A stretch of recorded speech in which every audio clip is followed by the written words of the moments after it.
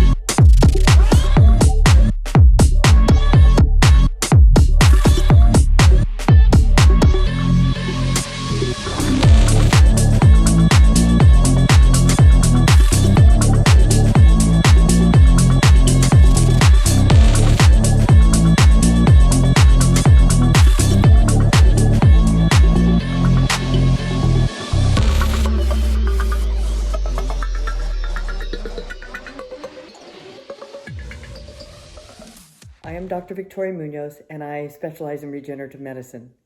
Regenerative medicine is a specialty area of medicine that serves to heal and repair the body and reverse aging by providing the tools to stimulate the body's intrinsic ability to heal. My goal as a doctor is to educate, heal, and reach the masses with the message of regenerative medicine.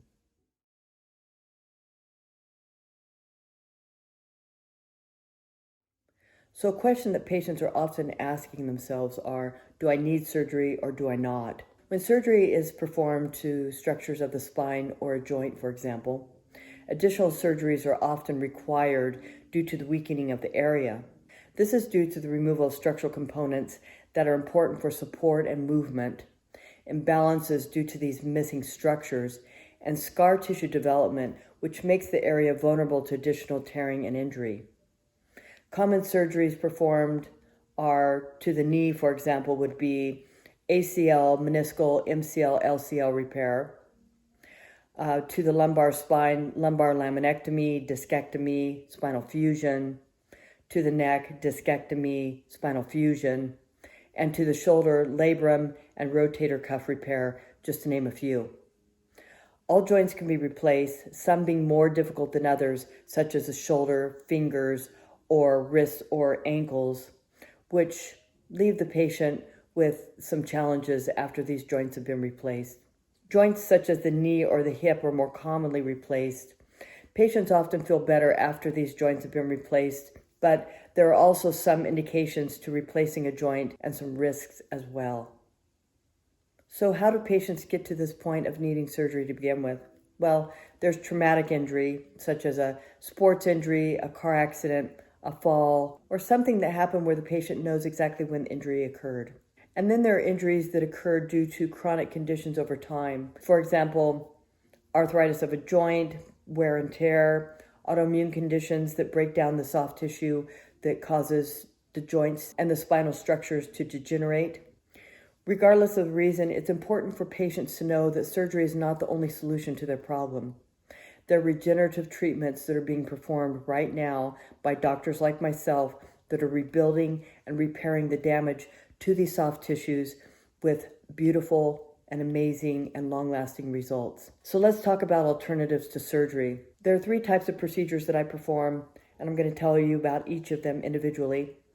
The 3 types of procedures are prolotherapy, PRP, which stands for platelet-rich plasma, and stem cell or allograft, which both come from mesenchymal stem cell.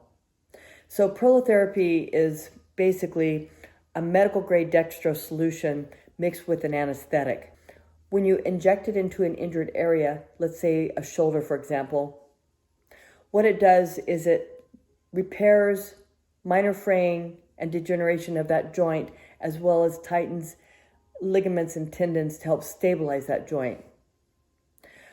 The rule of thumb is it takes about 3 treatments to get the patient out of pain and 6 to heal the injury completely. Prolotherapy is very beneficial if the patient has had a dislocation of that joint, for example, where there's instability in that joint as a result of the ligaments and tendons being stretched. Unfortunately, when these ligaments and tendons have been stretched, they don't go back into place. So the joint will remain unstable, and the joint is also vulnerable to repetitive dislocation.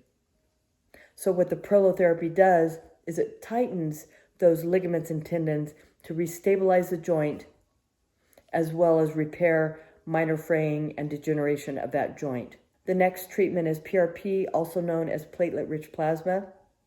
Basically what this is a blood draw. We draw the patient's blood and we spin it in a centrifuge at specific settings. Once the blood has been spun, you will notice that in the vial, the red blood cells are at the bottom and the plasma is at the top. Now, the plasma is the material that we are interested in. Within the plasma, the platelet-rich plasma settles to the bottom and the platelet-poor plasma floats to the top. So basically, the platelets are heavy, so they float to the bottom. Now, what I like to do as a doctor is I draw it all up because it can only help the patient. It is very beneficial, adds volume to the solution so that it moves around in the joint and goes everywhere it needs to go to do the repair work. Now, the platelet-rich plasma has about 25 growth factors, which are very potent in regenerating soft tissue injury. And platelet-rich plasma is really beneficial for like more moderate injury to the joint, such as a tear of 25% or less, or moderate arthritic changes to the joint. And then there is stem cell and stem cell-like solutions. Now, the stem cell and the allograft, which is a stem cell-like solution, are both very powerful in regenerating and repairing soft tissue injury. They both come from mesenchymal stem cells. Now, when you have a stem cell, you have a cell with the cell wall, and housed within that cell is growth factors and cytokines, which do the repair work. Now, the allograft is essentially just the growth factors and cytokines, basically the regenerative proteins inside that cell that do the regenerative work. They're both equally powerful in regenerating and repairing soft tissue injury. However, the allograft is more versatile because you could give it IV or through a nebulizer treatment because there's no risk of clotting as a result of there not being any cellular material in the product. So when this product is injected into an injured area, such as maybe a shoulder or a knee, low back, etc., the proteins start working right away and regenerating the damage. However, the beauty of this is that there are anti-inflammatory markers naturally in the product which help to reduce the pain and inflammation while it induces healing. The PRP has about 25 growth factors. The stem cell and the allograft have about 120 growth factors. When you think about all these growth factors working together, it is not just a 1-to-1 ratio. It is actually very synergistic as they work together for a very, very powerful regenerative effect. Unlike the prolotherapy, what the prolo solution does is induces an acute inflammatory response, which we want because acute inflammation recruits the immune system to the area of injury to start repairing and rebuilding that damaged tissue. Now, we would not inject a prolo solution into freshly injured tissue because there's already pain and inflammation and an acute inflammatory response in that area. We don't want to aggravate it further. However, with an injury that is not fresh or acutely inflamed, the prolotherapy can be used to regenerate and rebuild and repair that tissue. Now, dialing in a diagnosis is very important before deciding which solution is going to be used for an injured area. I, as a doctor, do orthopedic exams on all my patients. An orthopedic test will tell me exactly what is going on, what is injured, and then what I will do is I will send my patients for imaging such as an X-ray, an MRI, or a CAT scan to determine the degree of injury and to know exactly where I need to inject the solution for the best possible treatment outcome. To recap, prolotherapy would be indicated for stabilizing a joint due to stretched ligaments and tendons, and also minor fraying and degeneration of that joint or disc area of the spine. The PRP would be indicated for more moderate damage to the joint, maybe a 25% tear or less in a ligament or tendon, and so on. Now, again, the stem cell or the stem cell derived products like the allograft would be indicated for more severe injury to the joint and the soft tissue. And remember, because of the anti-inflammatory markers in the product, it will reduce inflammation and pain while inducing a very, very powerful, potent regenerative benefit. Now, the next question might be, how can we avoid surgery to begin with? Well, early diagnosis and treatment with regenerative therapies is very, very powerful and very, very important. Early diagnosis, because once the patient starts feeling pain or has acquired an injury to a joint or an area of the body, diagnosing it and treating early prevents further damage down the road. So once you've acquired injury to soft tissue in the body, it will get worse over time. The tissues of the joint structure are very poor in circulation because essentially they had to trade circulation for tensile strength. So unfortunately, when structures of a joint are injured, the immune system can't reach those tissues properly to do the repair work. So by diagnosing and treating early, we prevent further damage down the road. Another way to avoid surgery is lifestyle changes. Consuming an anti-inflammatory diet, moderate exercise, and reducing stress are all really important factors in preventing injury to soft tissue in the body to begin with. An anti-inflammatory diet, because we want to reduce the inflammation in the body to prevent soft tissue breakdown of the body cells. Moderate exercise is very important to keep the body mobile, functional, and strong. And then reducing stress, because as we all know, stress induces cortisol release, which again will cause systemic inflammation in the body, which damages the soft tissue and the cells of the body. Improving one's health status is very important.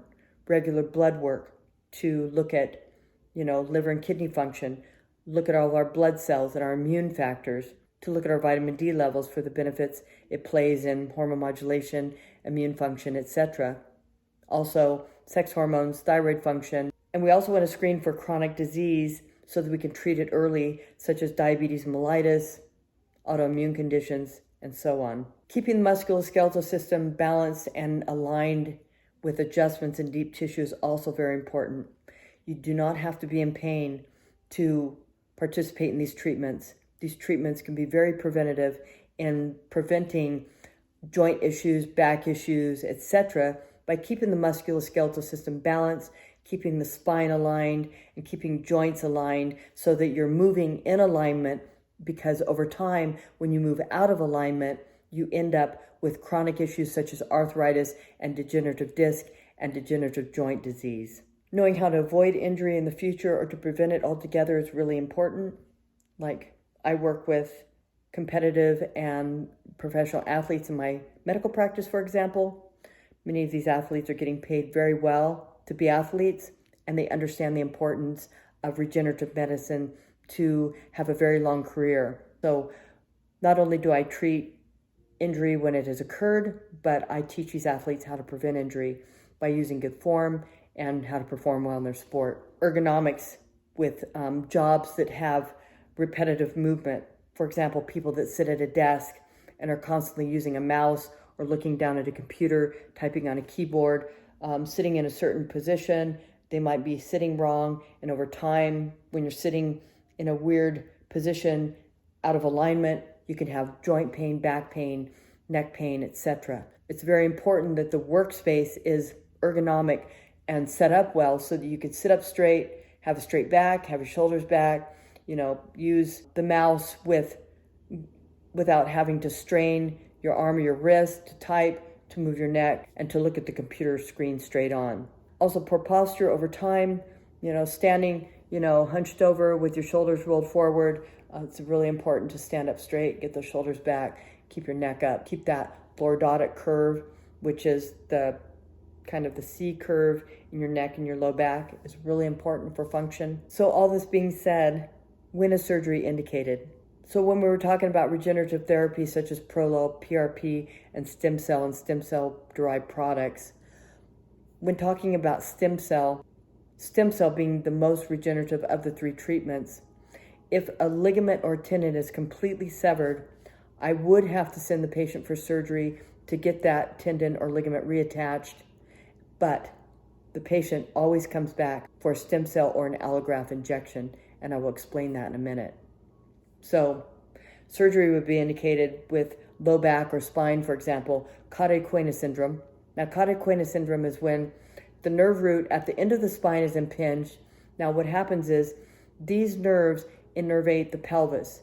So when patients start losing bladder, bowel, sexual function, and feeling in their pelvic area, that is a sign that they're experiencing cauda syndrome.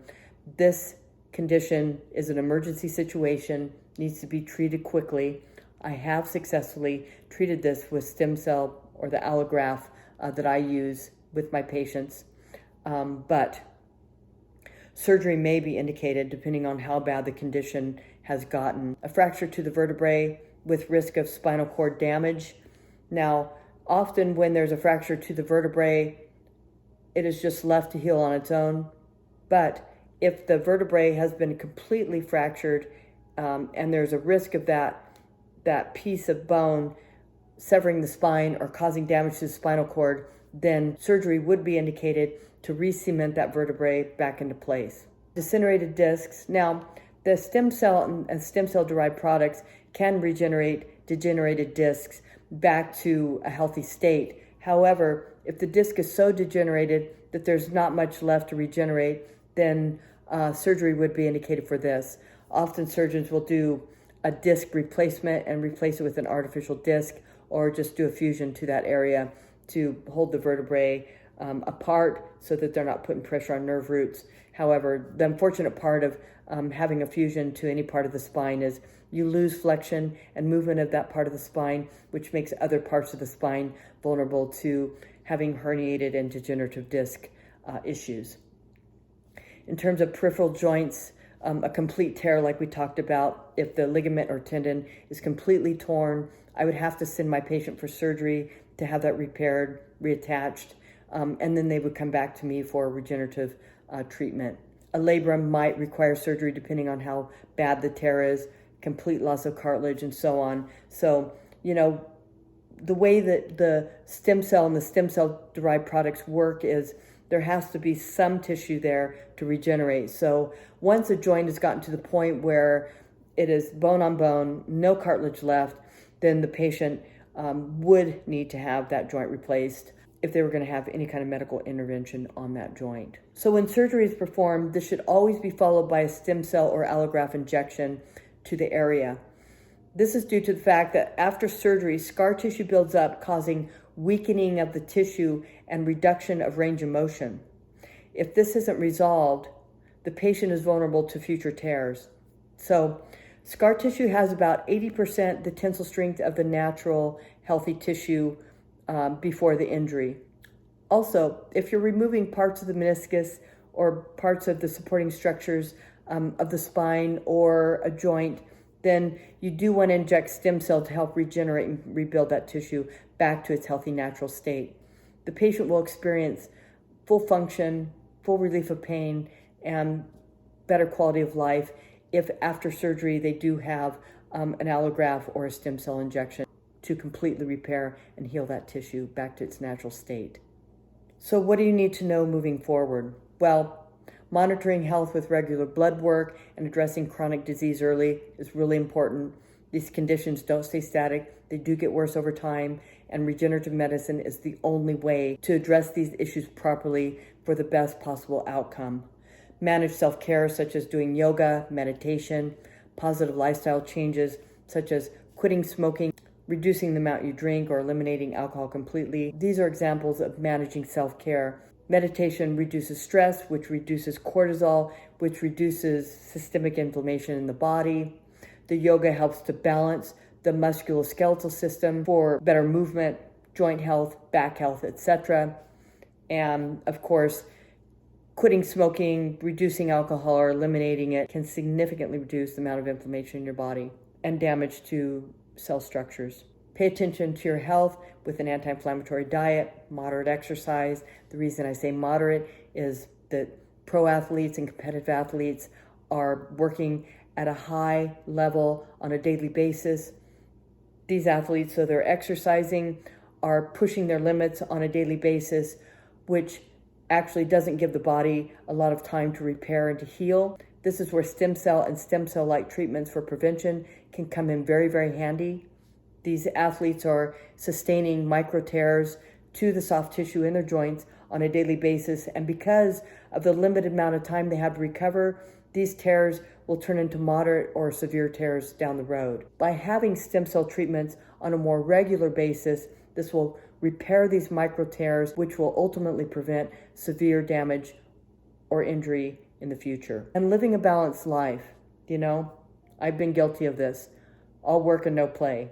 I've learned that I'm actually more productive and a healthier human being if I balance more of a social life with my work. We all need to take time to get out in nature, to push the reset button on our life. I tend to be a workaholic by nature. I found that by taking time away from work and going out, in nature, spending time with friends and family, just doing things to focus away from my job and my businesses, I have much better success in the things that I'm trying to accomplish in life. So pay attention to your health with an anti-inflammatory diet, moderate exercise, and living a balanced life. Addressing pain early to prevent further degeneration and damage to the body, like I said, is very important. Once you experience pain, remember, is a symptom, not a diagnosis. Pain is telling us that something deeper is going on in the body. If we do not address it early, it will end up becoming worse and worse and worse until the damage is almost irreversible. And last but not least, you can come see me as a doctor. I would love to have you as a patient. I do amazing things with my patient with regenerative medicine. And remember, I am here to help you. Tune in for our next episode where we begin talking about the stem cell craze and what it's all about. If you would like more details or to get a head start, you can purchase my book, The Pain Solution. The Pain Solution is a comprehensive guide to healing the body and reversing aging through regenerative medicine. It is not a quick read. It is 315 pages, and I guarantee you that if you follow my recommendations in this book, you will live a longer, healthier, happier life. I will put 2 links in the description below, one to purchase the book on Amazon, the other to purchase through my website. If you purchase it from me directly, I will give it to you for no extra cost, and I will personally autograph it. Please like this video and subscribe to my channel if you haven't already. Hit that notification bell to receive all notifications so you don't miss out on any more great videos to come. Also, leave a comment below and let me know how this video has helped you. I am Dr. Victoria Munoz, CEO and owner of Regenerative Sports Medicine and Anti-Aging, where we've been rebuilding bodies since 2017. Until next time, take care.